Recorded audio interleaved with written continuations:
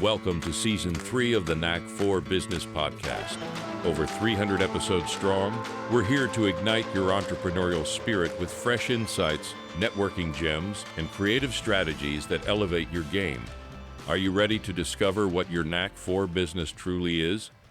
Your hosts are Bernie Franzgrote from Creative Insight and Wayne Pratt from Motivate You Inc. Today's topic is productivity without the need to force discipline. How can you achieve sustainable productivity and peak performance without constantly forcing discipline? Our guest today is Toms, a Dream Accelerator. Toms is known as a Dream Accelerator and is a transformative coach who empowers leaders to unlock their superpowers and achieve peak performance. He's also a digital nomad born in Latvia.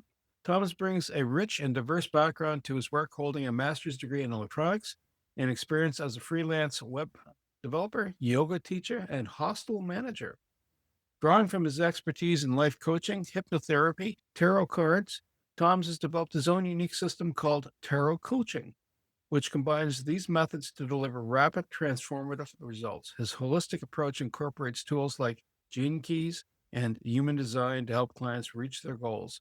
Today's passion lies in sustainable productivity coaching, guiding others to harness the power of flow state for lasting success. Toms, welcome. And what's your favorite quote or saying, sir? My favorite quote is that you create your reality. Do you have another one that goes with it?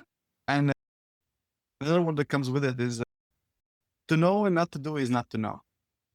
Do you have a business tagline that goes with your work? My business tagline is productivity that makes your dreams come true. So what led you to the Dream Accelerator, Toms? So what led me is life and life experiences. I started with electronics. I got my degree. Then I went for student exchange in Japan for 1 year. I started learning languages, started hiking, and started playing with tarot cards. And as I came back, I realized that I want to be stuck in a office. So I thought, let me travel and work abroad. After travel, volunteering, and working as a freelance web developer, I started practicing yoga, and soon I started teaching yoga. Eventually, I discovered coaching, and I realized that's the impact I want to have. I want to see transformation in people. Coaching is a tool, a platform where I can deliver results. And that's how I become a Dream Accelerator. Well, the yoga, I guess that just keeps you really chill. Is that for stretching or is that for meditation or what? It's actually both. I started with just stretching and physical fitness. And I appreciated the meditation aspect, the spirituality aspect as well. But I didn't go deep into that until a few years later in my practice. Yoga provides both, and you get to choose how deep you want to actually develop into.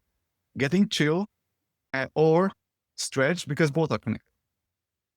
Yeah, usually when I stretch, it's usually trying to get up out of bed, but that's just me, or out of a low-slung chair. Older dude yoga. Tom, tell me about it being a digital nomad. Yes. So what I love about being digital nomad is that I get to work from anywhere I want. And after the work is done, or before the work is done, I get to enjoy any location I want to be. If I feel like going for a hike, I get to go on a hike. If I feel like being on a beach, I get to be on a beach. That idea has really populated my mind since I went to Japan. And after that, I realized the world is open for me. So let me be exactly where I want to be and work from there. So you also have a unique coaching approach. It's not often I've heard of people doing tarot, but I usually don't see it being applied less in the business sense, but even in a coaching sense. How does that shape itself in that space? So when I started with the tarot cards, I was more interested into understanding symbolism and subconscious mind.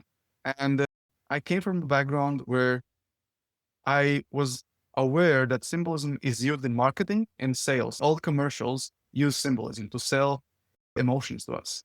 I thought one of the best ways how to understand the symbolism, how my own subconscious mind works, is through tarot cards. So I started using tarot cards and play with them. And in the beginning, I used it for readings, like helping to understand people themselves, basically, to the readings and telling nice stories, basically what advertisements do. And I enjoyed it. It was nice.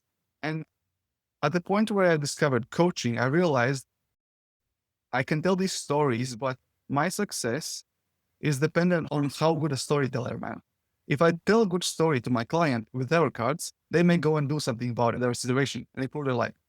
However, if I don't tell a good story and don't sell the idea, then they just had a good, nice story to hear. And that was not my outcome. And I wanted, I actually want them to do something about their situation, improve their lives, have a transformation. I realized they own their story. And I flipped the script. Instead of me telling them a nice story, I designed a system where they tell me a story, and they basically, because they tell me the story, they own the story. Therefore, they're the ones who go and implement the changes.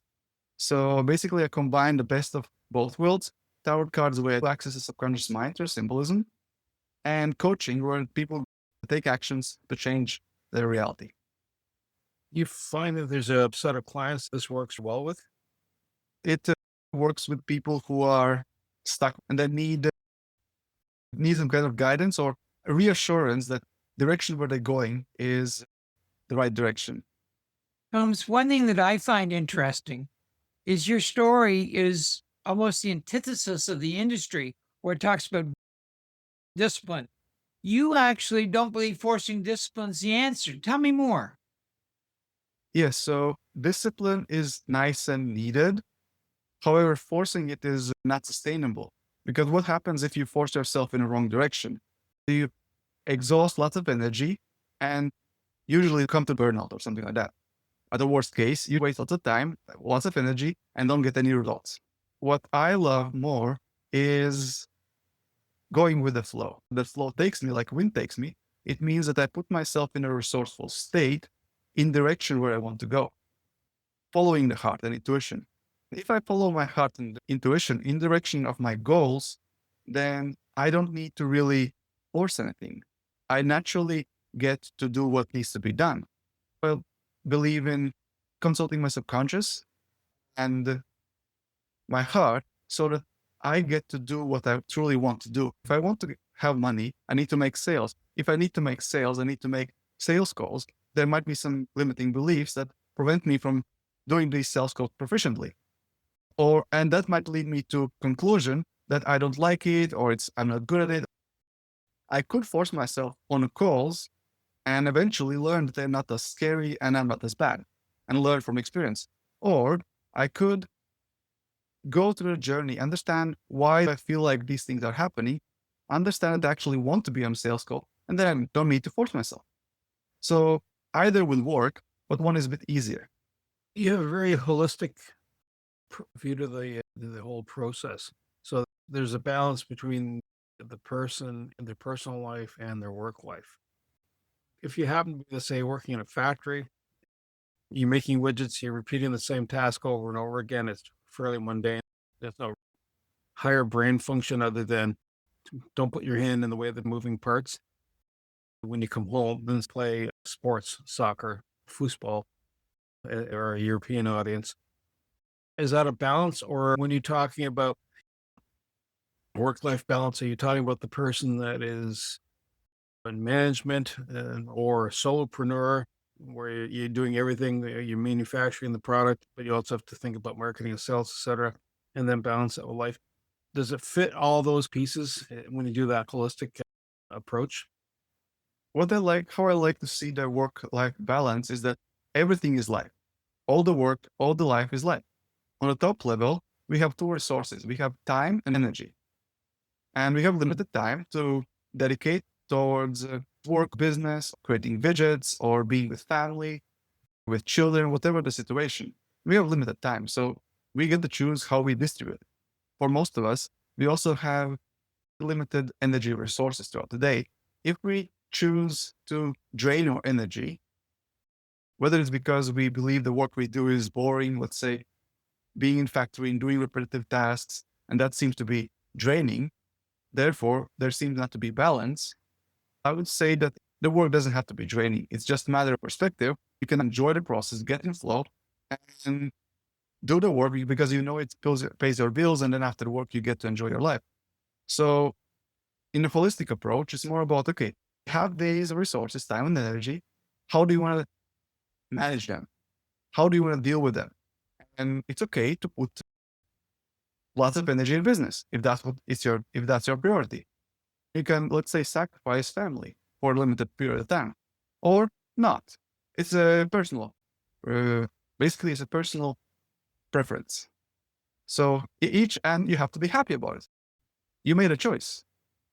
And if you're truly happy with your choice, all good. It doesn't drain your energy. You're happy with time investment. So that's what I'm aiming. That person is creating their life, the structure of life, in a way that fulfills them with energy, and they feel good about where they have put their energy and time. What is a gene key and human design impact?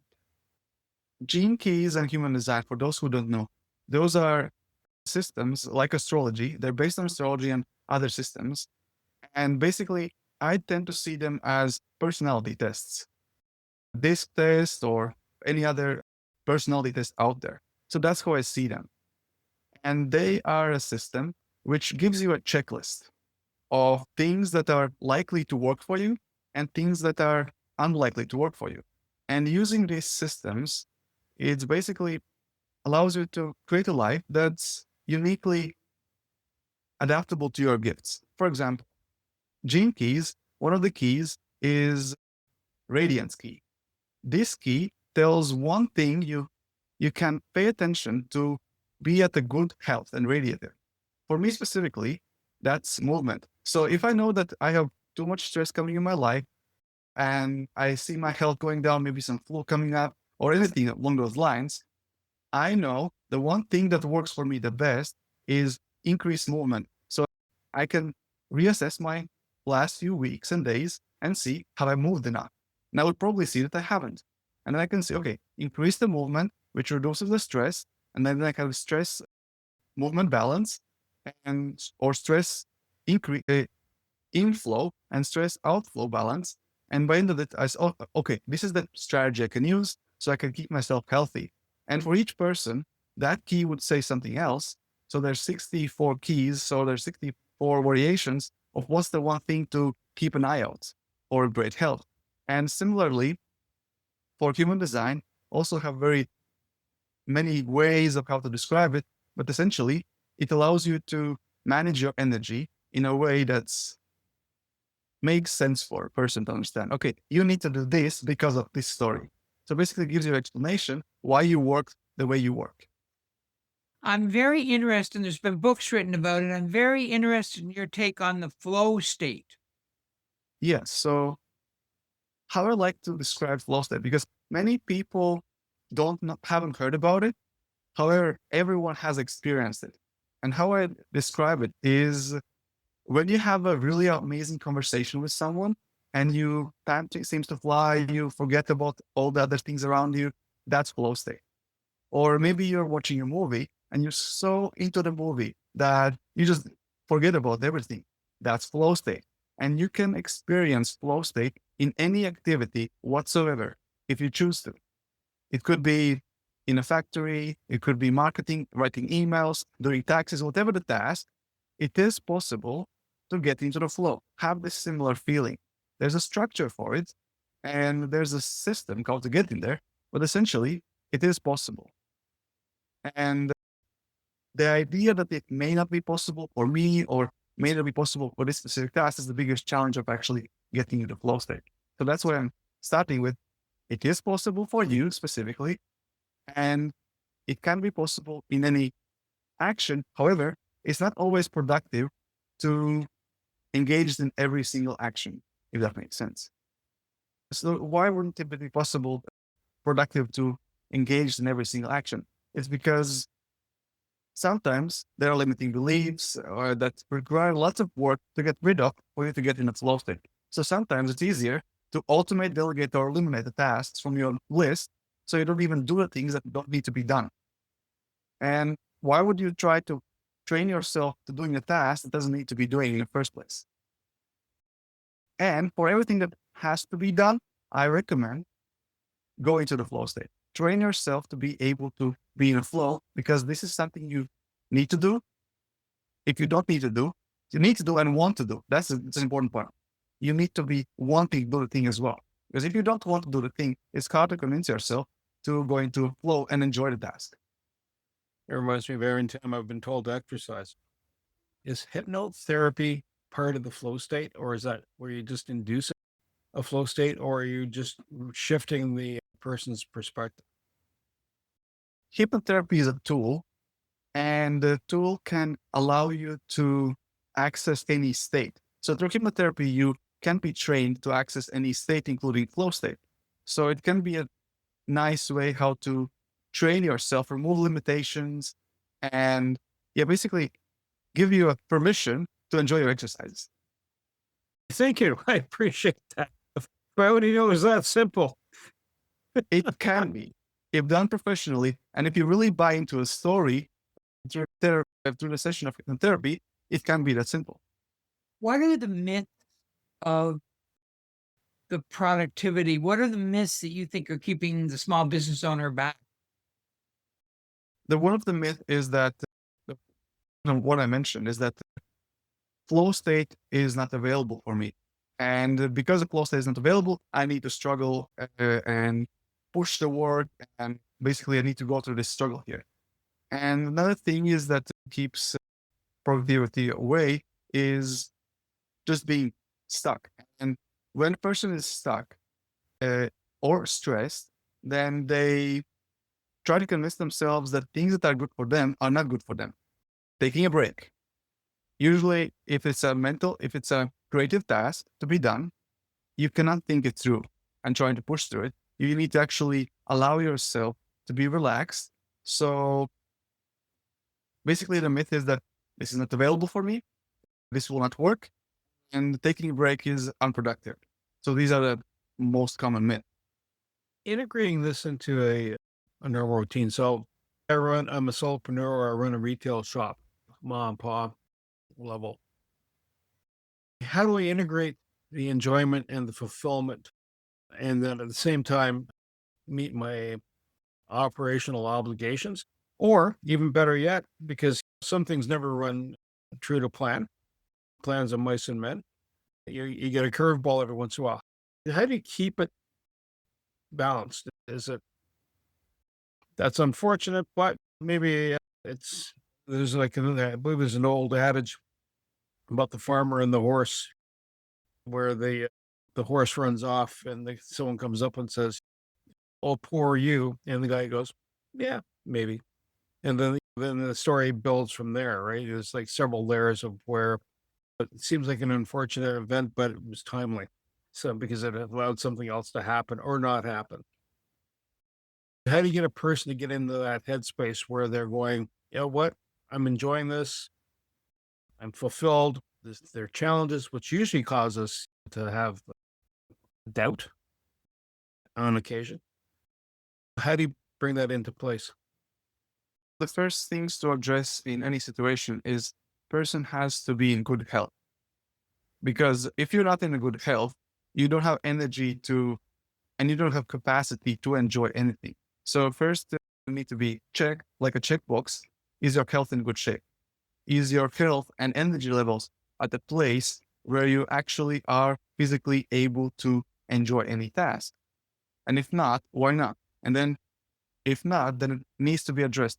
How have you put yourself in position?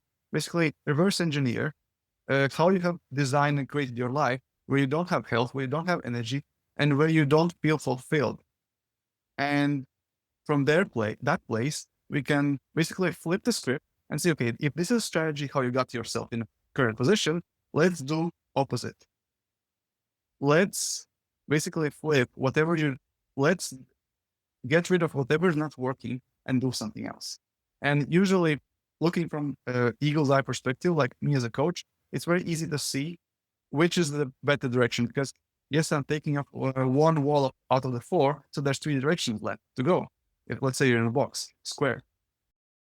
From coach perspective, usually it's easy to see which one of the 3 remaining perspectives directions would be the more valuable for the client. So yeah, basically start with the health, then go with energy. And then as we go on a journey, there's always feedback. So what seems to be the things that are fulfilling? And usually people I work with have enough life experience so that they know what actually fulfills them. They have done something in their lives. So just by digging in the past, you can have enough clues to see which direction, what would be the next steps to try on. And if nothing works, try anything, get feedback. And with the feedback, you will see how fulfilling is a thing. This might actually be a corollary for what you just said, but I'm interested. We always hear about trying to avoid burnout. But if you're burnt out, you're actually in that place. What do you do then? So if you burn out already, then the first thing you do is accept the situation as this.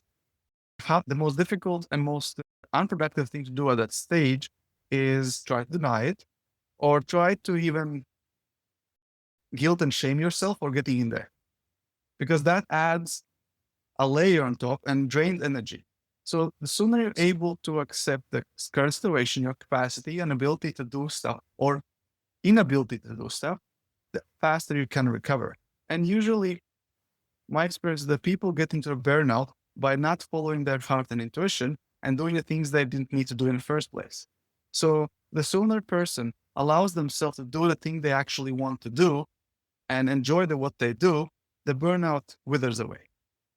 That's the fastest way. It may not happen overnight because there's also physical damage and all these things to work through, but that seems to be the least resistance way, where you focus on doing things you love. Because what I've experienced, the love is the most healing energy in the universe, and doing a thing you love, for most people, seems to do the trick.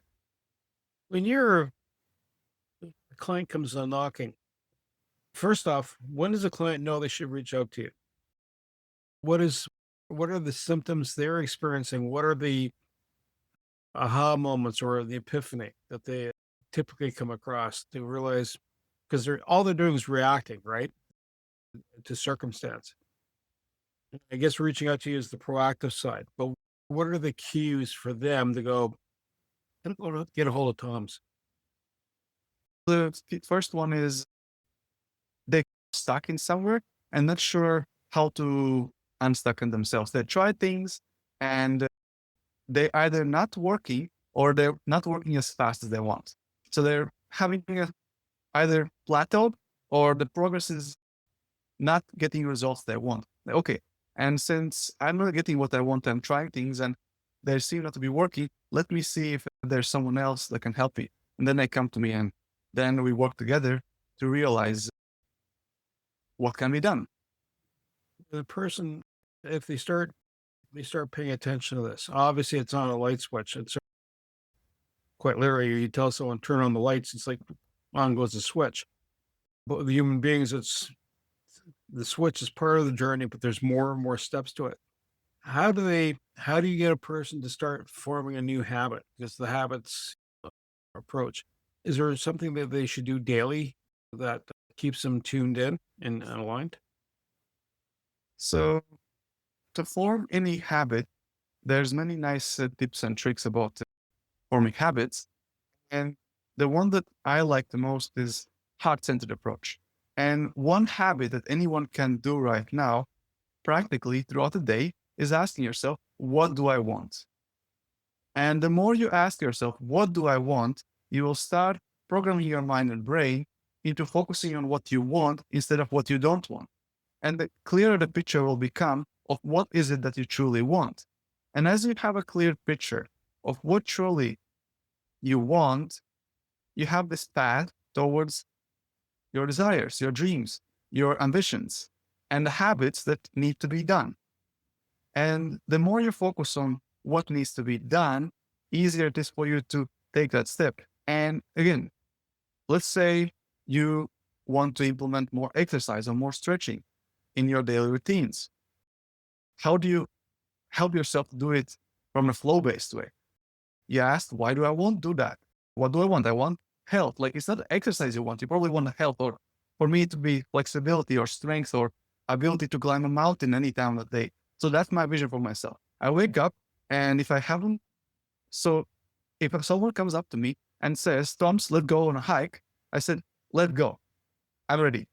I don't need no preparation. I don't need the planning. I'm ready. My body is ready. So that's my vision for myself. And that's what I encourage everyone else to do, is ask yourself, what do you want? And allow yourself to have that vision. And if you have a vision to go towards and a clear vision, then it's easier for you to take those steps. And you can also go in a smaller, okay, now I know a vision. I want to be able to climb a mountain 8 hours a day whenever someone comes up, so that I don't need to have few weeks to train for it. So obviously I need to be in shape. So that means I need to do exercise regularly. So obviously you see that I need to do exercise. And then you can associate the good feelings from going on a hike to those exercises. And then you realize that you actually want to do those exercises, because that's the price to get what you want. And through these associations, you realize I actually want to do these exercises, because if I don't do those exercises, I have the other alternative where I don't get what I want, which is I'm not able to hike in mountains and I feel miserable and all these things. You can play around with pleasure and pain. Basically set yourself up for success, where you find that you really want to do what you need to do. Do you find that it's having a strategy, but do you also find that the strategy is partly built, getting a coaching, but also peers, people around you that are aligned as part of the process? Yes, we are social beings, and it is a lot easier to make any change in life where you have people around you, because usually change involves changing beliefs, thinking, habits. So it involves lots of change. And it's a lot easier to have other people who are thinking like you, or that like the change you want to make. And that gives you a supportive network, which normalizes the change. Basically says, this new thing we're doing is normal. And it also gives you different ways how to deal with challenges. And basically it's an accelerator where you could do everything on your own, figure out everything. It will work. It might be harder, take a bit longer. But if you surround yourself with like-minded people, suddenly you can learn not from your own experience, but other people's experience. It reinforces your subconscious mind that this thing we're doing here, this change we're going through, is normal. Because see, other people doing this. It's normal. I'm accepted. I'm enjoying the journey because other people are enjoying it. And there's lots of benefit of being in a community. Yeah.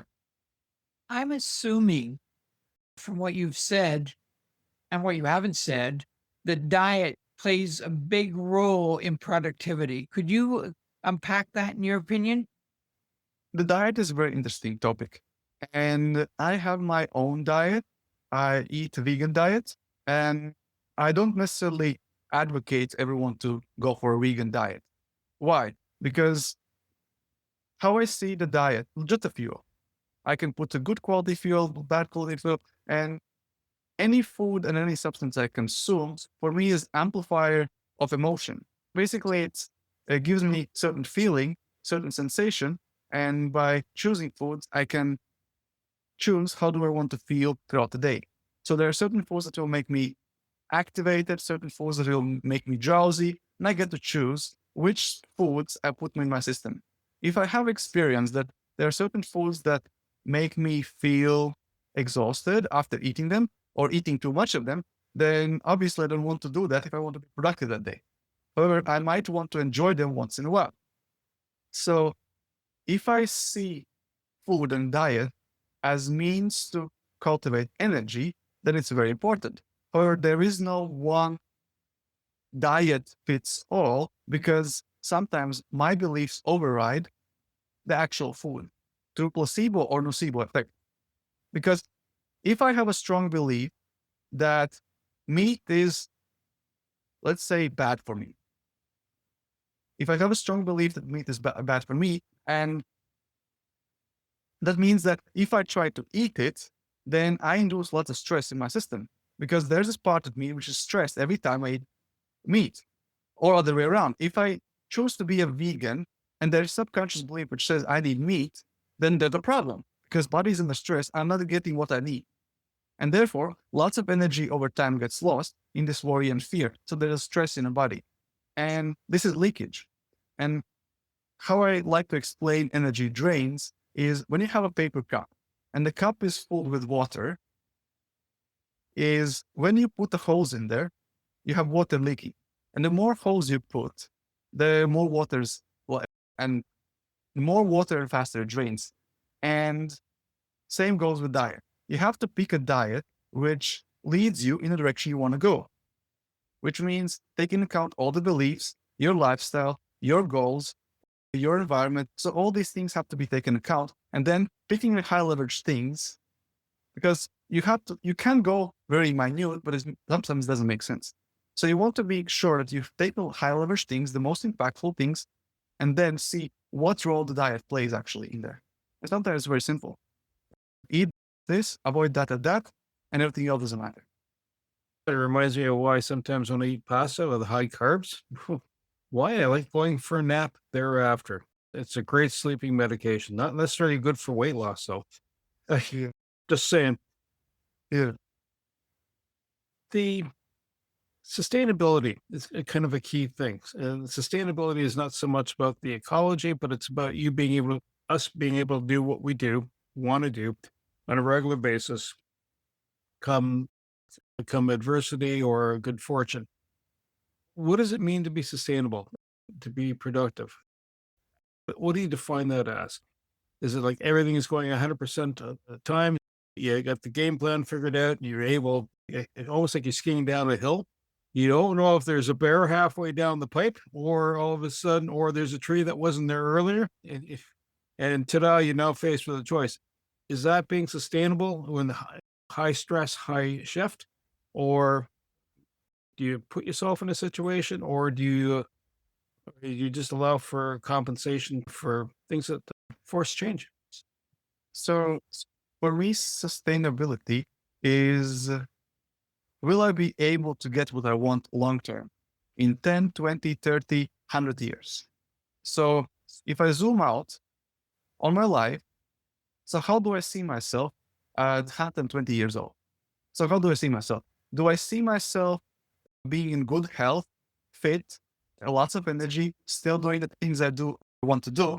Or I see myself popping pills, being bedridden, awesome, whether, or maybe already dead. Maybe I see myself in graveyard by that time, by that age. So sustainability for me is having a clear vision and the long term. And the question is whether the action that I'm about to take, there's always a decision. I'm faced with a decision, whether I go to this podcast, whether to listen to the podcast, whether to listen to this podcast to the very end, or to drop off the call right now, what to do after, what to eat for the dinner, what time to go to sleep, all these decisions. And whenever a decision comes, the question is, what's the impact on my life's vision in long term? And is this impact sustainable? Is this going to put me off the track, or so basically, is it aligned, neutral, or not aligned? And I would go sustainable if it's neutral or aligned. If it puts me off the path, it's not sustainable. And then, of course, you can put degrees, how much of the path it will take me. And then this is where the productivity comes in. Productivity is my ability to achieve what I want, get the results I want, and seeing the progress towards them. So if there's something specific I want and it's short term, and I see that it may take me off the path temporarily, the question is the price of me going off the path of sustainability high enough or that I can recover or not? Because let's say there's a project I'm working on and it can induce a certain amount of stress. And there's a time deadline. I may need to work a bit more hours, sleep a bit less. And this project is, let's say, only a week. So I know that if I cut my sleep for 1 week, that's a price I can pay. However, then I need to dedicate it for next 2-3 weeks. I sleep adequately. Then I can measure whether paying a certain price of lack of sleep for 1 week is something I can recover from. And am I willing to pay this price? And at the end of the day, am I willing to pay this price to get this project going in the time I want to get going? And then you decide. is it sustainable or not?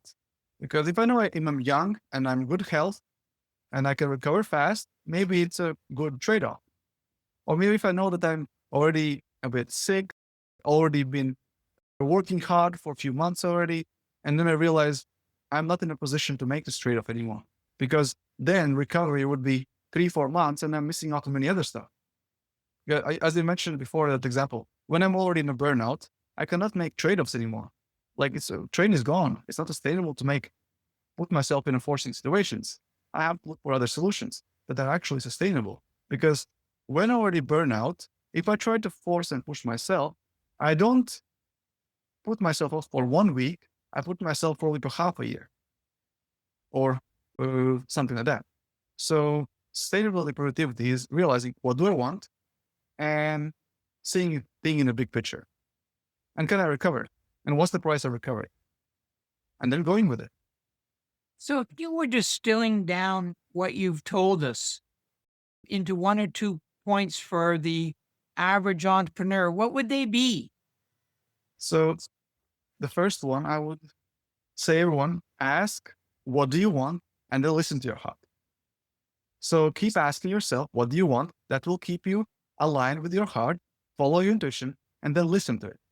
And the best way how to listen to your intuition is actually being in a flow state or any kind of harmonious state of mind. So basically, what I'm saying is ask yourself, what do I want? And then feel. Allow yourself to feel. And if the feeling you feel is harmonious, like love, happiness, peace, bliss, fulfillment, then you're on the right track. If the feeling is not harmonious, then look for another solution. Then look for more answers. Change something. Try to get back to yourself feeling a good feeling. And that's it. So listen to your heart and be in the flow. Toms, when you're engaging a client, is this something you do that's a weekend? Is this something you do over a couple of months? Is this something where they see you for a year? What are the variables that drive the process? So I have multiple offers, and some of them are one-off. I meet them, I give them guidance, like tarot coaching. I give them guidance, they get their answer, and they can work on their own. If they're independent, like if they're good action taker, all they need is a bit of guidance. They receive the guidance, and off they go for a few months. They implement, they do the tasks, and that's it. Some people need a bit more guidance and they want faster results. And then we work for 3 months or 6 months. So if this resonates and our listeners go, I want more of that, how do we get a hold of you? You can get a hold of me on almost any social media. You can find my website, Dream Accelerator, toms.com. And then from there, in the contacts, reaching out either through email, through WhatsApp, LinkedIn, or Instagram. So any platform you feel comfortable, reach out to me and let's chat. I want to say thank you to Toms, my co-host Wayne Pratt, and you, the Knack for Business listeners. If this is going, hey, I need some of that, reach out to Toms. Get into the flow. That's a really important state to be in, because then you're in harmony with what's going on around you. To reach the podcast hosts, email them at info@creativeinsight.com or by the website creativeinsight.com, spelled KREATIVINSIGHT.com. To reach Wayne at his email, wayne@motive8u.ca, that is MOTIVE, the numeral 8 and the letter u.ca, or his website, motive8u.ca. If you would like to be a guest on this podcast and share your knowledge, let us know. We would also appreciate your feedback on the content or format. Check the show notes for more details. For these podcasts, we like to acknowledge the support and thanks to the following people. Carl Richards from Podcast Solutions Made Simple, a renowned podcast expert. Fred Crouch, who is the Property Wizard podcaster, where Bernie is a co-host. Jovan Strika from At Hive, a co-working space that is more than just a space. Then Melanie Weber, Bernie's invaluable business partner. And Wayne Pratt from Motive 8U Inc., who serves as both a coach and co-host of these podcasts. Disclaimer. Please note that the Knack for Business podcast episodes are meant solely for educational and general informational purposes. The information and opinions contained within are not intended to be professional advice on any subject matter. The thoughts, views, and opinions expressed by the participants are their own personal beliefs and do not represent the views of the podcast hosts or any affiliated organizations. It is important to note that this podcast is not a replacement for consulting with certified experts in your area who possess knowledge of your unique situation. The hosts of the podcast, along with any participants or affiliated groups, do not take responsibility for any actions taken or not taken based on the information presented in this episode.